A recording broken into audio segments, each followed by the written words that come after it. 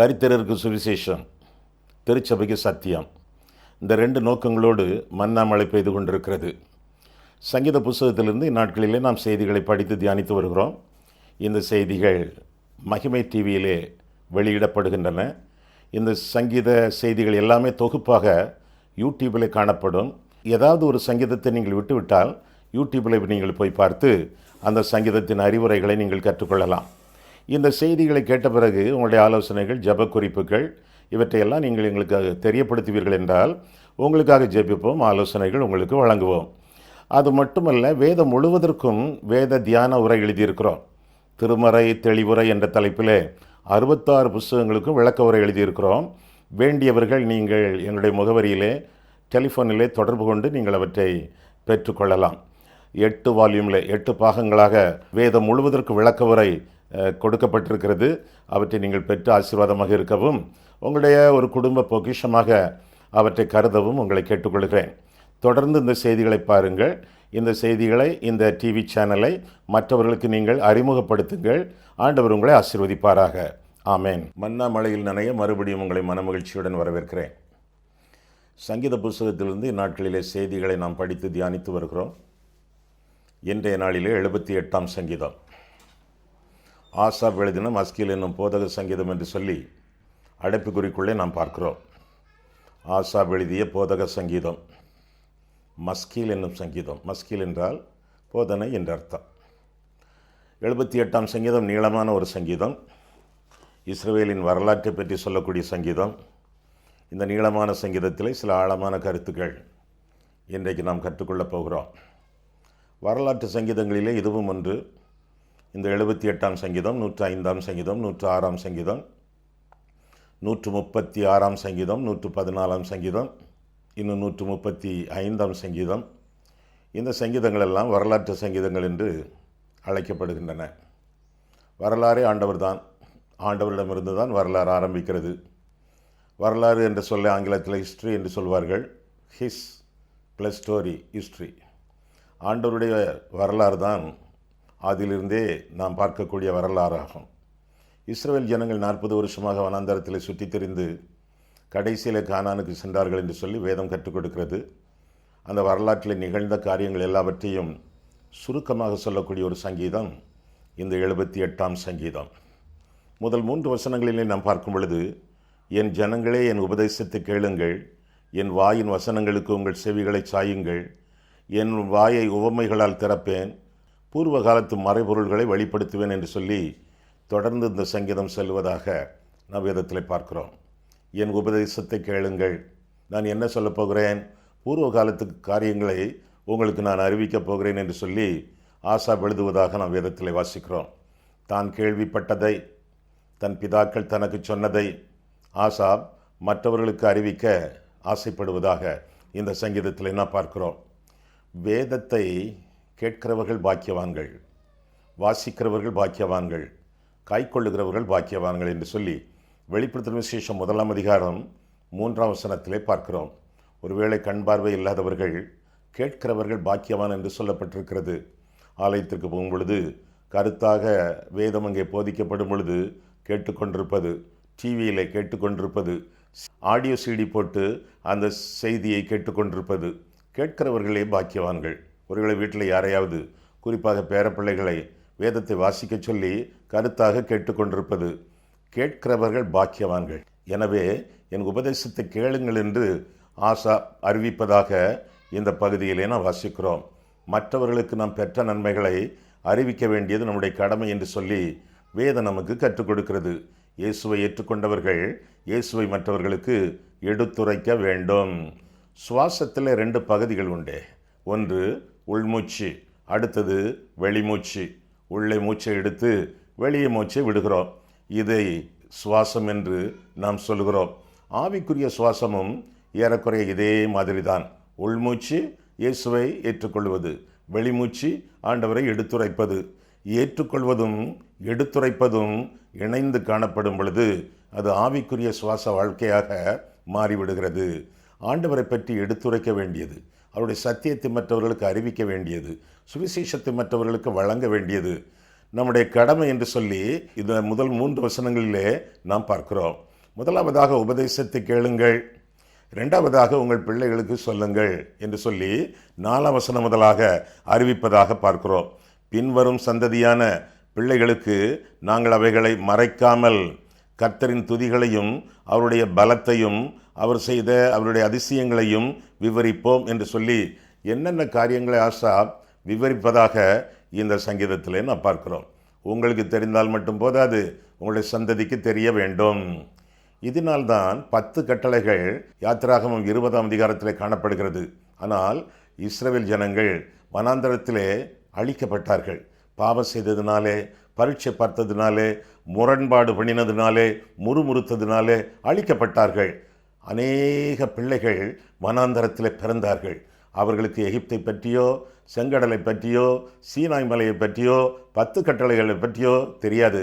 அவர்களுக்கு தெரிவிக்க வேண்டும் என்று சொல்லி உபாகமம் 5ஆம் அதிகாரத்திலே மீண்டும் 10 கற்பனைகள் எழுதப்பட்டதாக நாம் வேதத்திலே வாசிக்கிறோம். பிள்ளைகள் ரொம்ப முக்கியம். நாம் மட்டும் அறிந்திருந்தால் மட்டும் போதாது, நம்முடைய சந்ததிக்கு வேதம், ஆண்டவருடைய நாமம், ஆண்டவருடைய சுவிசேஷம், கர்த்தருடைய செய்திகள் அறிவிக்கப்பட வேண்டும் என்று சொல்லி வேதம் நமக்கு கற்றுக் கொடுக்கிறது. 4ஆம் வசனம் முதல் 8ஆம் வசனம் வரை பார்க்கும் பொழுது யாக்கோபு, இஸ்ரவேல், இந்த 2 பெயர்களை பார்க்கிறோம். யாக்கோபு, இஸ்ரவேல். யாக்கோபு என்பது ஆபிரகாமின் இயல்பான இயற்கையான சந்ததி. இஸ்ரவேல் என்பது ஆபிரகாமின் ஆவிக்குரிய சந்ததி. நாமெல்லாம் ஆபிரகாமின் சந்ததி. எப்படி? இயல்பாக அல்ல, இயற்கையாக அல்ல, ஆவிக்குரிய பிரகாரமாக ஆண்டவருடைய சந்ததி, ஆபிரகாமின் சந்ததியிலிருந்து வந்தவர்கள் என்று சொல்லி வேதத்திலிருந்து நாம் கற்றுக்கொள்கிறோம். இதைத்தான் 4ஆம் வசனம் முதலாக 8ஆம் வசனம் வரை பார்க்கிறோம். இன்னும் சில வார்த்தைகளை ஆசா விளக்கும் பொழுது 3ஆம் 5ஆம் வசனங்களிலே எங்கள் பிதாக்கள், 4ஆம் வசனத்திலே எங்கள் பிள்ளைகள், இன்னும் 4ஆம் வசனத்திலே நாங்கள், 6ஆம் 8ஆம் வசனத்திலே அவர்களுடைய சந்ததி என்றெல்லாம் பெயர்களை மாற்றி மாற்றி சொல்லி மற்றவர்கள், குறிப்பாக சந்ததியினர், இந்த செய்திகளையெல்லாம், கர்த்தருடைய காரியங்களையெல்லாம், வரலாற்றையெல்லாம், ஆண்டவர் வழிநடத்தினதெல்லாம் அவர்கள் அறிந்து கொள்ள வேண்டும் என்று கருதி போதிப்பதாக வேதத்தில் வாசிக்கிறோம். வேதத்தை அறியாத இந்த ஜனம் சபிக்கப்பட்டது என்று சொல்லி வேதம் நமக்கு கற்றுக் கொடுக்கிறது. நீ வேதத்தை மறந்தாய், அதனால் நான் உன் பிள்ளைகளை மறப்பேன் என்று சொல்லி ஓசியா மூலமாக ஆண்டவர் சொல்லுவதாக, கண்டிப்பாய் சொல்லுவதாக 4ஆம் அதிகாரம் 6ஆம் வசனத்திலே நாம் பார்க்கிறோம். இன்றைக்கு அநேக பிள்ளைகள் ஒலிவ மர கன்றுகளாக இருக்க வேண்டும். ஒலிவ மர கன்றுகளாக இருக்க வேண்டிய பிள்ளைகள் உடைமரங்களாக வாழ்ந்து கொண்டிருக்கின்றன. அதற்கு என்ன காரணம்? வீட்டிலே வேதம் இல்லை, வேத வாசிப்பு இல்லை, தியானம் இல்லை, ஜபம் இல்லை, குடும்ப ஜபம் இல்லை, கர்த்தருக்குள்ளாக பிள்ளைகள் கண்காணிக்கப்படவில்லை. எனவே ஒலிவ மர கன்றுகள் அல்ல, உடைமரங்கள், முள்மரங்களாக அவர்கள் மாறிக்கொண்டிருக்கிறார்கள். இள வயதிலிருந்தே பிள்ளைகள் கர்த்தருக்குள்ளாக போதிக்கப்பட்டு, கர்த்தருக்குள்ளாக போஷிக்கப்பட்டு வாழ வைக்க வேண்டியது பெற்றோருடைய கடமை என்று சொல்லி வேதம் நமக்கு கற்றுக் கொடுக்கிறது. முதலாவதாக பெற்றோர் வேதத்திற்கு கீழ்ப்படிய வேண்டும். இரண்டாவதாக பெற்றோர் அந்த கீழ்ப்படிதலை தங்களுடைய பிள்ளைகளுக்கு போதிக்க வேண்டும். எவற்றையெல்லாம் சொல்ல வேண்டும் என்று சொன்னால் 4ஆம் 5ஆம் வசனங்களிலே பார்க்கும் பொழுது கர்த்தருடைய துதியை சொல்ல வேண்டும், கர்த்தருடைய பலத்தை சொல்ல வேண்டும், கர்த்தருடைய அதிசயங்களை சொல்ல வேண்டும், அவருடைய சாட்சியை சொல்ல வேண்டும், வேதத்தை, பிரமாணங்களை அவர்களுக்கு கற்றுக் கொடுக்க வேண்டும். இவற்றையெல்லாம் பிள்ளைகளுக்கு சொல்லிக் கொடுத்து அவர்களை வளர்க்க வேண்டியது பெற்றோருடைய கடமை ஆகும். ஏன் இப்படி பெற்றோர் தங்களுடைய பிள்ளைகளுக்கு கர்த்தருக்கு அடுத்த காரியங்களை கற்பிக்க வேண்டும் என்று சொன்னால், தங்கள் பிள்ளைகளுக்கு ஏன் சொல்ல வேண்டும் என்றால், அவர்கள் ஆண்டவர் பேரிலே நம்பிக்கை கொண்டு, விசுவாசம் கொண்டு, பற்றுறுதி கொண்டு வாழத்தக்கதாக இவற்றையெல்லாம் அவர்கள் தங்கள் பிள்ளைகளுக்கு எடுத்துரைக்க வேண்டும். கர்த்தருடைய செயல்களை அவர்கள் அறிந்து அவர் மேல் நம்பிக்கை வைத்து பிரியம் வைத்து அவருடைய கற்பனைகளுக்கு கீழ்ப்படியத்தக்கதாக ஆதி முதலாகவே பிள்ளைகள் பிறந்ததிலிருந்தே அவர்களுக்கு சொல்லி, கர்த்தருடைய காரியங்களை சொல்லி அவர்களை வளர்த்து வர வேண்டும். இன்னும் கலகமுள்ள சந்ததிகள் சுற்றி வர இருக்கும்போது அவருடைய பிதாக்கள், பெற்றோர், தாத்தா பாட்டிமார் இவர்களெல்லாம் கலகம் பண்ணி கர்த்தருக்கு கோபமூட்டினார்களே, அதையெல்லாம் சொல்லி இப்படியெல்லாம் செய்தால் வாழ்க்கை கெட்டு போகும், சீரழியும் என்று சொல்லி கர்த்தருக்கு பயப்படக்கூடிய பயத்தை அவர்களுக்கு ஊட்ட வேண்டும். இந்த காரியங்களை எல்லாம் தங்களுடைய பிள்ளைகளுக்கு பெற்றோர் சொல்லி அவர்களை கடவுளுக்குள் கிறிஸ்துவுக்குள் வழிநடத்த வேண்டும் என்று சொல்லி வேதம் நமக்கு கற்றுக் கொடுக்கிறது. ஆமாம், பிள்ளைகளுக்கு போதிக்கிறீர்களா? பிள்ளைகளை ஆண்டவருடைய பாதையிலே நீங்கள் வழிநடத்துகிறீரா? பிள்ளைகளை ஆண்டவருடைய பாதைகளிலே வழிநடத்துகிறீர்களா? பிள்ளைகள் முக்கியம். கர்த்தர் கொடுத்த சுதந்திரம், கர்த்தருடைய சொத்து. உங்களுடைய பிள்ளைகள் அல்லர். உங்களுடைய பிள்ளைகள் தேவனுடைய பிள்ளைகள். தேவன் படைத்து உங்களிடத்தில் ஒப்படைத்து எனக்காக வளர்த்திடுங்கள் என்று சொல்லி ஆண்டவர் கொடுத்திருக்கிறார். எங்கேயோ பிறக்க வேண்டிய பிள்ளைகள், யார் வீட்டிலோ பிறக்கக்கூடிய பிள்ளைகள், அவர்களை எல்லாம் உங்களுக்கு ஆண்டவர் கொடுத்து உங்கள் மூலமாக பிறக்கச் செய்து எனக்காக வளர்த்திடு என்று சொல்லும் பொழுது, ஆண்டவருடைய எதிர்பார்ப்புக்கு கீழ்ப்படிந்து, ஆண்டவருடைய கட்டளைக்கு கீழ்ப்படிந்து பிள்ளைகளை கர்த்தருடைய பாதையிலே வளர்த்து வர வேண்டியது நம்முடைய கடமை. பிள்ளைகள் எப்படி வளர வேண்டும்? இயேசுவை போல வளர வேண்டும். லூக்கா 2:52 பார்க்கும் பொழுது, இயேசுவானவர் ஞானத்திலும் வளர்த்தியிலும் தேவக்கிருபையிலும் மனுஷர் தயவிலும் அதிகமாய் விருத்தி அடைந்தார் என்று சொல்லி வேதம் நமக்கு கற்றுக் கொடுக்கிறது. ஆக ஆண்டவருடைய வேதத்திற்கு பெற்றோர் கீழ்ப்படிந்து அந்த கீழ்ப்படிதலை பிள்ளைகளுக்கு கற்றுக் கொடுத்து அவர்களும் கீழ்ப்படியத்தக்கதாக ஆவண செய்ய வேண்டியது பெற்றோருடைய கடமையாகும். பெற்றோர் கர்த்தருடைய பிரதிநிதிகள் என்பதை மறவாமல், கர்த்தர் எப்படி பிள்ளைகளை வளர்க்க வேண்டும் என்று சித்தம் கொள்ளுகிறாரோ அந்த சித்தத்தின் அடிப்படையிலே, தேவ சத்தியத்தின் அடிப்படையிலே, வசனத்தின் அடிப்படையிலே பிள்ளைகளை வளர்த்து வர வேண்டியது ஆவிக்குரிய பெற்றோரின் கடமை ஆகும். ஆக முதலாவதாக உபதேசத்தை கேளுங்கள். இரண்டாவதாக உங்கள் பிள்ளைகளுக்கு சொல்லுங்கள். மூன்றாவதாக உடன்படிக்கையை கைக்கொள்ளுங்கள். ஆண்டவரோடு உள்ள உடன்படிக்கையிலே நீங்கள் மீறாமல், மறவாமல், முறிக்காமல் அந்த உடன்படிக்கையை கைக்கொள்ளுங்கள் என்று சொல்லி 10ஆம் வசனத்திலிருந்து சில வசனங்களை நாம் பார்க்கிறோம். என்ன 10ஆம் வசனம் சொல்கிறது? அவர்கள் தேவனுடைய உடன்படிக்கையை கைக்கொள்ளாமலும் அவருடைய கட்டளைகளின்படி நடக்க சம்மதியாமலும் அவருடைய செயல்களையும் அவர் தங்களுக்கு செய்த அதிசயங்களையும் மறந்தார்கள் என்று சொல்லி வாசிக்கிறோம். அதே கருத்தை தொடர்ந்து இன்னும் 37ஆம் வசனத்திலும் காண்கிறோம். ஆண்டவருடைய உடன்படிக்கைக்கு அவர்கள் முதுகு காட்டினார்கள் என்று சொல்லி 9ஆம் வசனம் சொல்கிறது. முதுகு காட்டினார்கள், வேண்டவே வேண்டாம், அந்த கற்பனை விட்டு திரும்பினார்கள், மனம் திரும்பவில்லை, பாவத்துக்கு நேராக தங்களுடைய வாழ்க்கையை திருப்பி கொண்டார்கள். கர்த்தருடைய கற்பனையை அவர்கள் மறந்து முதுகு காட்டினார்கள். இந்த கற்பனைகள் எங்களுக்கு தேவையில்லை என்று சொல்லி ஆண்டவரை விட்டு சோரம் போனார்கள். அதுதான் ஒரு கட்டத்தில் நடந்தது. இயேசுவானவருடைய வாழ்க்கையிலும் அப்படியே நடந்தது. யோவான் 6ஆம் அதிகாரத்திலே ஆண்டவர் மக்களுக்கு போஜனம் கொடுத்தார், திருப்தி அடைந்தார்கள். அதற்கு பிறகு சுவிசேஷத்தை சொன்னார், சத்தியத்தை சொன்னார், தன்னை ஏற்றுக்கொள்ள வேண்டிய காரியத்தை அவர்களுக்கு கற்றுக் கொடுத்தார். அந்த சமயத்தில் இது கடினமான உபதேசம், யார் இதை கைக்கொள்ளக்கூடும் என்று சொல்லி அது முதல் அநேகர் அவரோடு கூட நடவாமல் பின்வாங்கி போனார்கள் என்று சொல்லி வேதத்திலே வாசிக்கிறோம். பரிதாபமான ஒரு கேள்வியை 12 பார்த்து ஆண்டவர் கேட்கிறார், நீங்களும் போய்விட மனதாய் இருக்கிறீர்களோ என்று கேட்ட பொழுது சீமோன் பேதுரு சொன்னான், யாரிடத்தில் போவோம் ஆண்டவரே, உம்மிடத்திலே நித்திய வசனங்கள் உண்டே என்று சொல்லி அறிக்கை செய்வதாக வேதத்திலே நாம் பார்க்கிறோம். நம்முடைய வாழ்க்கையிலும் ஆண்டவருடைய கற்பனைகளுக்கு, கட்டளைகளுக்கு, நியாயங்களுக்கு, பிரமாணங்களுக்கு முதுகு காட்டாமல் அந்த கற்பனைகளை கைக்கொண்டு வாழ வேண்டியது நம்முடைய கடமை. முதலாவதாக முதுகு காட்டினார்கள், இரண்டாவதாக மீறினார்கள். ஆண்டவருடைய கற்பனைகளை, ஆண்டவருடைய உடன்படிக்கையை மீறினார்கள். உடன்படிக்கை என்றால் என்ன அர்த்தம்? நான் உங்களுக்கு சொந்தம் என்று கர்த்தர் சொல்கிறார். நாம் என்ன செய்ய வேண்டும்? ஆண்டவரே, நாங்களும் உமக்கு சொந்தம் என்று சொல்லி, கர்த்தர் எனக்காக, நான் கர்த்தருக்காக என்று சொல்லி இருவரும் இணை பிரியாத வாழ்க்கை வாழ்வது உடன்படிக்கை. உடன்படிக்கை காத்துக்கொள்ள தேவன் விருப்பம் கொண்டார். இவர்களோ அதை மீறி நடக்க ஆசைப்பட்டார்கள், மீறினார்கள். மீறுதல் பாவம் என்று சொல்லி 32ஆம் சங்கீதம் நமக்கு அறிவிக்கிறது. தண்டவாளம், அந்த தண்டவாளத்தில் 2 பகுதிகள், 2 கம்பிகள், அதன் மேல் ரயில் ஓடுகிறது.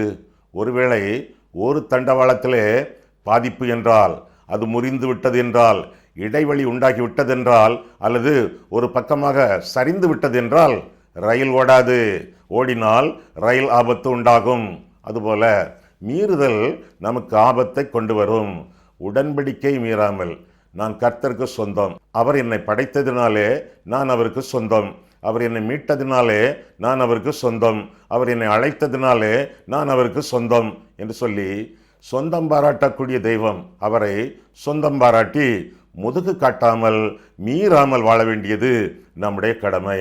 இன்னும் 11ஆம் வசனத்தில் பார்க்கும் பொழுது மறந்தார்கள், அவருடைய செயல்களை மறந்தார்கள், அதிசயங்களை மறந்தார்கள், கரத்தின் கிரியைகளை மறந்தார்கள், அவ்வப்போது ஆண்டவர் அருளி செய்த விடுதலைகளை மறந்தார்கள், அடையாளங்களை மறந்தார்கள், அற்புதங்களை மறந்தார்கள். மீண்டும் எகிப்துக்கு போக திட்டமிட்டார்கள். நன்றி இல்லாத மக்கள் கர்த்தர் காட்டிய எல்லா விதமான செயல்பாடுகளையும், அற்புதங்கள், அடையாளங்கள், ஆலோசனைகள், வழிநடத்தின விதங்கள், கொடுத்த போஜனங்கள், கொடுத்த இளைப்பாறுதல்கள் எல்லாவற்றையும் மறந்து கர்த்தரை புறந்தள்ளி மீண்டும் எகிப்துக்கு போக யோசித்தார்கள், பிரயாசப்பட்டார்கள் என்று சொல்லி வேதம் நமக்கு கற்றுக் கொடுக்கிறது. ஆமாம், நீங்கள் உங்களுடைய வாழ்க்கையில் எப்படி இருக்கிறீர்கள்? ஆண்டவருடைய உடன்படிக்கைக்கு முதுகு காட்டுகிறீர்களா? அதை மீறி வாழ்கிறீர்களா? இன்னும் அதை மறந்தே போனீர்களா? இன்னும் பார்க்கிறோம் 17ஆம் வசனத்தில் மூட்டினார்கள். என்ன மூட்டினார்கள்? கர்த்தருக்கு கோபம் மூட்டினார்கள். கர்த்தர் நம்மேல் அன்பாயிருக்க வேண்டும், நம்மை பார்க்கும் பொழுது புன்னகை பூக்க வேண்டும், நம் பேரிலே பிரியமாக இருக்க வேண்டும், நம் தோளிலே கை வைக்க வேண்டும், நம்மை தம்முடைய மார்போடு அணைத்து கொள்ள வேண்டும். கர்த்தருக்கு பிரியமான பிள்ளைகளாக நாம் வாழ வேண்டுமே ஒழிய கோபம் மூட்டக்கூடாது. ஆண்டவர் நம் பேரிலே கோபமாக இருக்கும் பொழுது எப்படி நாம் நிம்மதியாக சந்தோஷமாக இந்த உலகத்திலே வாழ முடியும்? ஆமாம், கர்த்தருக்கு நாம் எப்படி கோபம் மூட்டுகிறோம்? அவர் எப்பொழுது கோபம் கொள்ளுகிறார் நமக்கு எதிராக? 11ஆம் வசனத்திலே மறப்பதால், அவரையும் அவருடைய கிரியைகளை மறந்து வாழ்வதால், அவருடைய வல்லமையை மறப்பதால் என்று சொல்லி 11ஆம் வசனம் முதல் 13ஆம் வசனம் வரை நாம் பார்க்கிறோம். அவர் எகிப்திலே செய்த அற்புதங்களை மறப்பதால் என்று சொல்லி 43ஆம் வசனம் முதலாக நாம் காண்கிறோம். ஆண்டவர் நம்மை வழிநடத்திய விதத்தை மறந்து விடுவதால் அவரை மறக்கிறோம் என்று சொல்லி 14ஆம் வசனம் முதல் 31ஆம் வசனம் வரை நாம் படிக்கிறோம். அது மட்டுமல்ல, கர்த்தர் கொடுத்த வெளிச்சம், கர்த்தர் கொடுத்த மேகம், தண்ணீர், இறைச்சி, மன்னா, இப்பேற்பட்ட அநேக நன்மைகளை ஆண்டவர் தந்திருந்தும் அவரை மறப்பதால் கோபமூட்டுகிறோம். அவருடைய விடுதலைகளை மறப்பதால் கோபமூட்டுகிறோம். அவருடைய வாக்குத்தத்தங்களை மறப்பதால் கோபமூட்டுகிறோம். கானான் தேசத்திற்கு அழைத்துச் செல்வேன் என்று கர்த்தர் வாக்குறுதினாரே, இவர்கள் மீண்டும் எகிப்துக்கு போக விரும்புகிறார்கள். பொருள் என்ன? அவர் கொடுத்த வாக்குறுதியை அவர்கள் மறக்கிறார்கள். அவருடைய உண்மைத்தன்மையை அவர்கள் மறக்கிறார்கள், எதிர்க்கிறார்கள். எனவே கர்த்தருக்கு கோபம். முதலாவதாக மறப்பதால் கோபம், இரண்டாவதாக மட்டுப்படுத்துவதால் கோபம். ஆண்டவருடைய கிரியைகளை, செயல்களை, வல்லமையை, பலத்தை, சித்தத்தை, ஞானத்தை மட்டுப்படுத்துகிறார்கள் என்று சொல்லி 41ஆம் வசனத்திலே பார்க்கிறோம். ஆண்டவரை மட்டுப்படுத்துதல் என்றால் என்ன? முறுமுறுப்பு. ஆண்டவர் செய்வது போதாது, ஆண்டவருடைய கிருபை போதாது, அவருடைய செயல்கள் போதாது, அவருடைய அற்புதங்கள், அடையாளங்கள் போதாது. முறுமுறுப்பு. 31ஆம் வசனத்திலே அவிசுவாசம், 36 முதல் 37 பொய், இன்னும் 18ஆம் 41ஆம் வசனங்களிலே அவரை பரீட்சை பார்ப்பது, பேராசை, இச்சை என்று சொல்லி 30ஆம் வசனம் நன்றி இல்லாமை என்று சொல்லி அதே வசனங்கள். இப்படி பல நிலைமைகளிலே கோபமூட்டிய மக்கள், முறுமுறுப்பு, மறப்பு, முரட்டாட்டம், இப்படி பல நிலைமைகளிலே கர்த்தருக்கு அவர்கள் கோபமூட்டினார்கள் என்று சொல்லி வசனமாக இந்த சங்கீதத்திலே நாம் வாசிக்கிறோம். இப்பேற்பட்ட துரோகமுள்ள வாழ்க்கை அவர்கள் வாழ்ந்ததினாலே கர்த்தருக்கு பெருங்கோபம். உடன்படிக்கை கை கொள்ளுங்கள் என்று சொல்லி ஆண்டவருடைய வேதம் நமக்கு கற்றுக் கொடுக்கிறது. மறப்பதால் மட்டுமல்ல, மட்டுப்படுத்துவதால் மட்டுமல்ல, மனம்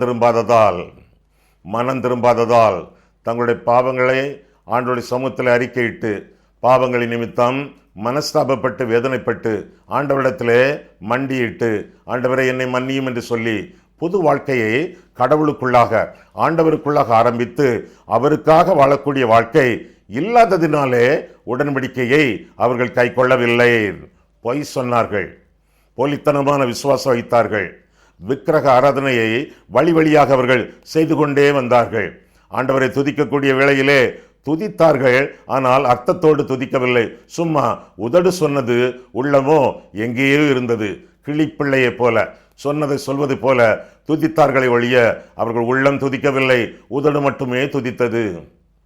தேவனுக்கு தேவை கிளிப்பிள்ளைகள் அல்ல, தேவனுக்கு தேவை கீழ்ப்படுகிற பிள்ளைகள். பொய், போலித்தனம், பித்தலாட்டம் எல்லாமே இருந்தது. ஆண்டவருடைய வாக்குத்தத்தங்களை அவர்கள் நம்பவில்லை, ஆண்டவரிடத்திலே ஜெபம் பண்ணவில்லை. சில சமயங்களில் ஜெபம் பண்ணினார்கள், ஆனால் அந்த ஜெபங்கள் எல்லாம் தேவனுடைய சித்தத்திற்கு அடுத்த ஜெபங்கள் அல்ல. 3 காரியங்களை நாம் பார்த்தோம், இன்னொரு காரியத்தையும் நாம் பார்ப்போம். முதலாவதாக உபதேசத்தை கேளுங்கள், இரண்டாவதாக உங்கள் பிள்ளைகளுக்கு சொல்லுங்கள், மூன்றாவதாக உடன்படிக்கையை கைக்கொள்ளுங்கள், நான்காவதாக உண்மையாய் மேயுங்கள். உங்கள் கரங்களிலே கொடுக்கப்பட்ட பிள்ளைகள், பெரியவர்கள், திருச்சபை மக்கள், இவர்களெல்லாம் உண்மையான மேய்ச்சலிலே நீங்கள் வழிநடத்துங்கள். நீங்கள் மக்களை மேய்க்கக்கூடிய மேய்ப்பர்களாக அழைக்கப்பட்டவர்கள். உண்மையாய் மேயுங்கள். 68ஆம் வசனம் முதல் கடைசி வசனம் வரை நாம் காண்கையில் இந்த கருத்துக்களை பார்க்கிறோம். அங்கே தாவீதை உதாரணம் காட்டி ஆசாப் எழுதுவதாக வேதம் சொல்கிறது. 68ஆம் வசனம் முதல் பாருங்கள். சங்கீதம் 78 வசனம் 68. யூதா கோத்திரத்தையும் தமக்கு பிரியமான சீயோன் பர்வதத்தையும் தெரிந்து கொண்டார்.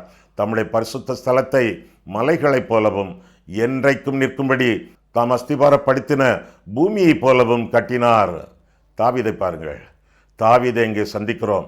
தம்முடைய தாசனாகிய தாவீதை தெரிந்து கொண்டு ஆட்டு தொழுவங்களிலிருந்து அவனை எடுத்தார். கரவலாடுகளின் பின்னாக தெரிந்த அவனை தம்முடைய ஜனமாகிய யாக்கோபையும் தம்முடைய சுதந்திரமாகிய இஸ்ரவேலையும் மேய்ப்பதற்காக அழைத்து கொண்டு வந்தார்.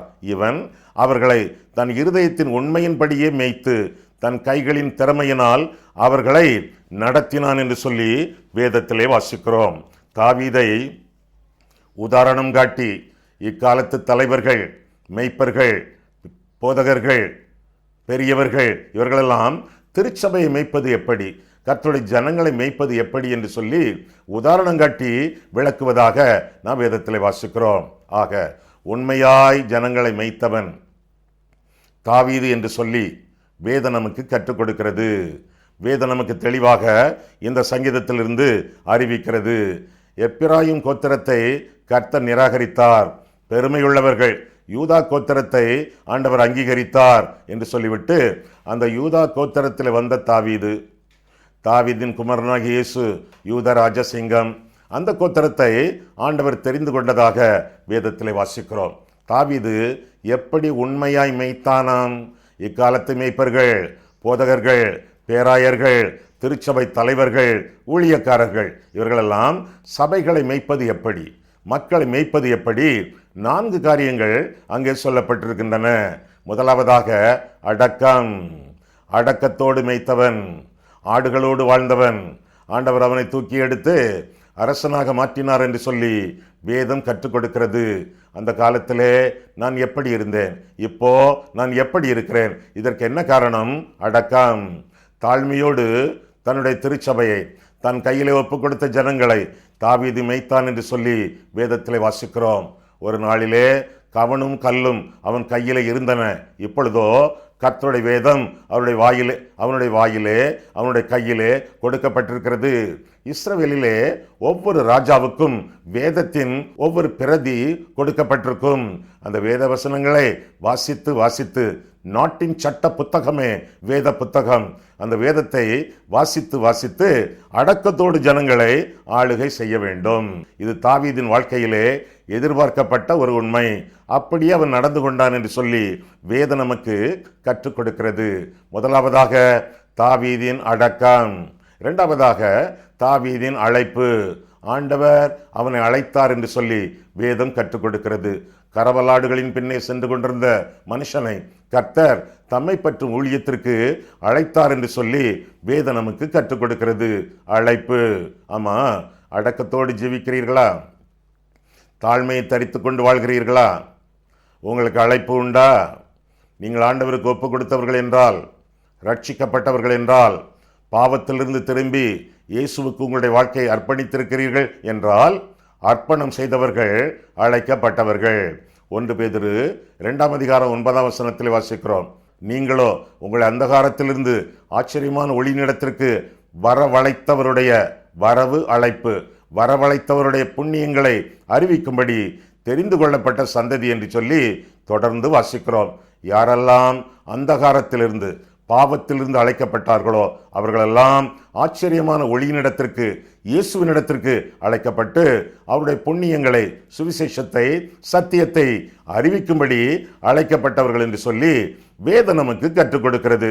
முதலாவதாக அடக்கம், 2வதாக அழைப்பு, 3வதாக 72 வசனத்திலே ஆக உண்மை, உள்ளான உண்மை, இதோ உள்ளத்தில் உண்மை இருக்க காண்கிறீர், எதிர்பார்க்கிறீர் என்று சொல்லி 51 சங்கீதத்திலே தாவீது பாடுகிறானே, அதுபோல உள்ளான உண்மையோடு, அகத்திலே இருதயத்திலே உண்மையோடு ஜீவித்தவன் தாவீது. அப்படி உண்மையோடு ஜீவிக்க வேண்டும் மேய்ப்பர்கள் என்று சொல்லி வேதம் கற்றுக் கொடுக்கிறது. முதலாவதாக அடக்கம், 2வதாக அழைப்பு, 3வதாக அக உண்மை, 4வதாக ஆற்றல்.